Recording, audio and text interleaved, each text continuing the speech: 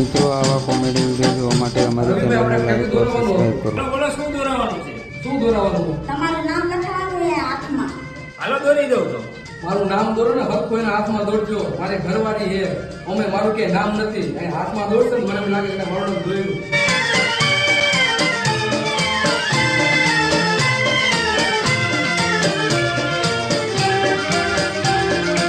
કેટું તમે એક નંબર દોર્યું છે નામે જોરદાર લખાણું છે પણ આ કાગડા ખોટા દોર્યા તમે એટલે ભાઈ કાગડા નથી, આ કબૂતર છે।